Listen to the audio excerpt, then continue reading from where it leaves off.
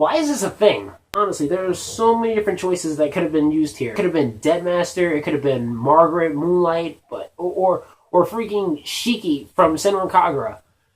But Maka Albarn? Really? Okay, so the other day I made a joke video on Ruby versus Maka. Stupid little joke video that I had Hardstop Lucas's audio for, and I just put the video together, and it was just whatever. I just made a funny video. And then I got a message the other day from one of my friends asking me, who do I think will win? And I was just thinking in my head, like, is this gonna hurt our friendship or whatever? Because I happen to be a fan of both franchises. You guys see my artwork with these two. But my friend is a hardcore Ruby fan, so she really wanted my opinion. And here's what I have to say. I personally am leaning more on Maka. What's that supposed to mean? Now, before everyone bugs out, I know I do more Ruby than Soul Eater on this channel, but I gotta be honest. Maka is a straight A student, a prodigy at Death Weapon Meister Academy. So when someone tells me the inexperienced Smallbean from Beacon can beat her, it just makes me want to scratch my brain a bit. Because I mean, let's face it, she can't even beat her own teammates, let alone Team Juniper. Preferably, I would rather Ruby win the fight, but I just don't see it happen. I think mainly where my argument is stemming from is that she can't take hits. Ruby gets knocked out by punches that I'm sure I could take with no problem. And that's saying something. Seriously, how does a punch like this knock you out? And before you guys say that was 3 volumes ago, look at this.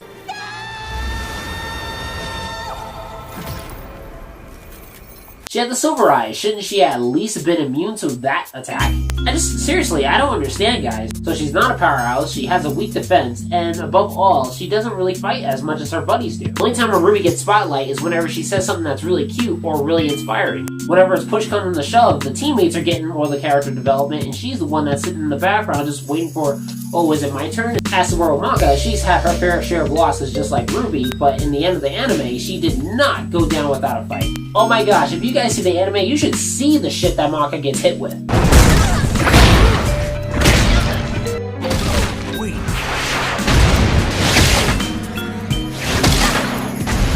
Literally, these guys be punching on her like she a grown-ass man, and she'll be coming back and fighting some more.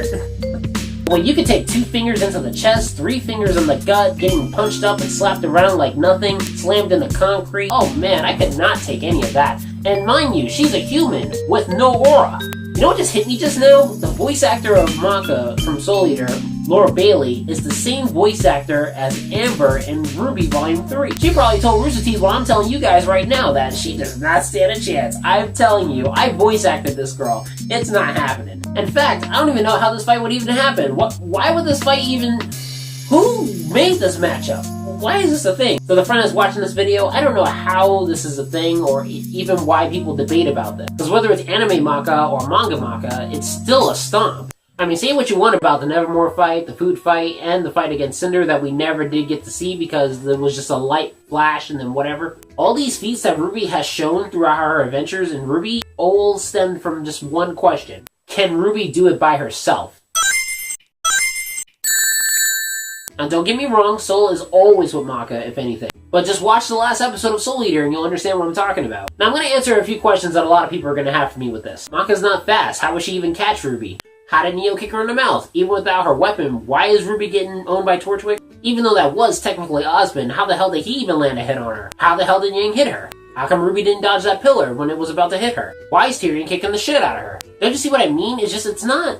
I don't know what the word for it is. It's not consistent. Saying Maka can't land a hit on Ruby kind of defeats the whole purpose of the series of Ruby itself. How's anyone hitting Ruby? Because she's not using her semblance. Either she needs to learn how to use her semblance properly, or she's really that inexperienced. So I personally just don't see Ruby ever beating her. In the future, I'm not sure either. In order for Ruby to beat Maka, she has to change a lot of her character. She needs to be more mature, she needs to learn how to use her semblance properly, she needs to stop always eating cookies all the time. She needs to work on her marksmanship because I don't know how the hell she missed Tyrion there. And she needs to be more independent. If there's a volume in the future where Ruby is traveling by herself, I can't wait for that because I want to see how she works outside of being in the team. But if that doesn't happen, it's just Ruby with her uncle, Team Ranger, and Team Ruby. It's just, I don't know how we're ever going to see this girl scale to be the tough girl we want her to be. And to answer a question I did get recently is, what about the Fight Club fight between Ruby and Maka? I didn't watch it yet, but someone told me not to, and I wonder why. I'm guessing Ruby loses? You know what, maybe that should be my next video. Maybe I should react to that, see someone else's opinion. But what do you guys think of my opinion? Would Ruby win, or does Maka stomp Ruby as much as I think? Please leave your comments below. I would love to hear your opinions, maybe